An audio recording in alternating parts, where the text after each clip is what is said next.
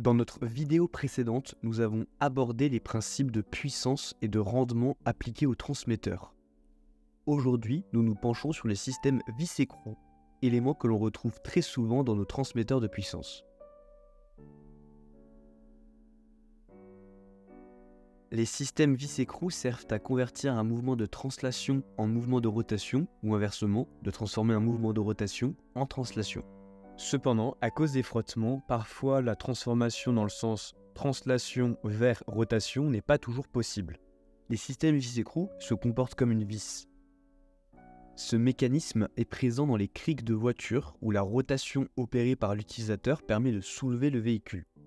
Il est également utilisé dans de nombreux actionneurs linéaires tels que les vérins de portail automatique. On le trouve aussi dans le fameux bras MaxSpeed qu'on ne présente plus, où un système vis-écrou permet de contrôler l'angle du bras robotique. Plus historiquement, il s'inspire de la vis d'Archimède, qui fut une révolution pour l'irrigation antique. On va à présent parler de la géométrie des systèmes vis-écrous, pour pouvoir établir la relation entre la vitesse de rotation et la vitesse de translation. Et je vais d'ailleurs vous donner ensuite un moyen très simple de retrouver cette relation par vous-même. Notre système vis-écrou sera composé d'une vis. Cette vis a ce qu'on appelle une développée d'hélice. C'est la forme qui caractérise la vis. Cette développée d'hélice est elle-même caractérisée par ce qu'on appelle l'angle d'hélice, qui est l'angle que la développée décrit par rapport au plan orthogonal à l'axe de la vis. Cet angle de la développée permet de définir le pas de notre hélice. Le pas est une distance, et c'est la distance parcourue par la vis lorsqu'elle effectue un tour. Ainsi, si une vis a un pas de 1 mm, pour chaque tour, elle se translatera de 1 mm. Le pas associé au frottement caractérise l'irréversibilité. Plus le frottement est important, plus le pas devrait être grand pour permettre la transformation dans le sens translation vers rotation.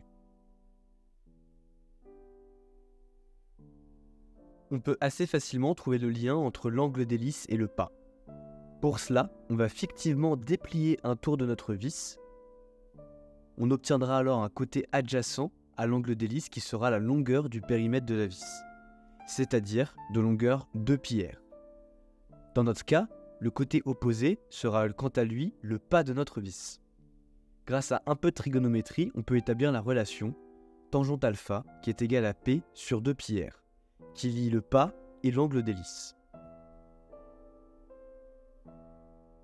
Maintenant qu'on a compris comment se définit le pas, on peut s'attaquer à la relation liant la vitesse de rotation et la vitesse d'avance. Pour ça, il faut simplement se poser les bonnes questions. Lorsque ma vis exerce un tour, elle parcourra la distance P. Ainsi, lorsque ma vis tourne de 2π radians, elle parcourra la distance P. Pour une rotation donc de 1 radian, la distance parcourue sera donc de P sur 2π. Maintenant, pour la vitesse de rotation, comme elle est en radians par seconde et la vitesse de translation en mètres par seconde, il nous suffit de diviser par l'unité de temps. On arrive alors à établir une relation liant la vitesse d'avance et la vitesse de rotation. Je vous déconseille d'apprendre cette formule par cœur, mais je vous conseille très fortement de vous entraîner à exercer ce raisonnement pour la retrouver.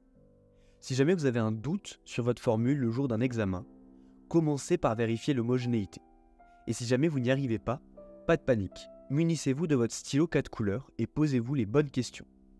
Lorsque je fais un tour, quelle est la distance que parcourt le bout bleu ? Ainsi, si je tourne à 1 radian par seconde, quelle va être la vitesse de translation du bout bleu ? Entraînez-vous à faire ce genre de raisonnement pour être sûr de ne pas vous tromper. On va parler de la notion de rendement, mais pour cela il est essentiel d'avoir bien compris la notion de puissance, ce qui a été abordé dans une précédente vidéo. Faisons un exemple simple avec un système vis-écrou entraîné par un moteur. Dans notre cas, si on définit l'entrée comme l'arbre 1 et la sortie comme la pièce 2, alors le rendement correspondra à la valeur absolue de la puissance de la sortie sur l'entrée, c'est-à-dire de la puissance de la pièce 2 sur la puissance de la pièce 1. La pièce 1 a seulement un mouvement de rotation. Si on fait un bilan des actions mécaniques travaillant sur l'arbre 1, seul le couple moteur sera de mise. La puissance de l'arbre 1 correspondra au produit du couple moteur et de la vitesse de rotation. Si maintenant on s'intéresse à la puissance de la pièce 2, Celle-ci se translate, et seulement l'action qu'exerce la pièce 1 sur 2 travaillera ici. On peut donc établir la relation liant puissance, force et vitesse. Maintenant que cela a été fait, on a précédemment établi la relation liant vitesse d'avance et vitesse de rotation qu'on injecte dans notre relation du rendement, qu'on peut finalement injecter dans notre équation. On peut finalement établir l'expression liant la force et le couple moteur.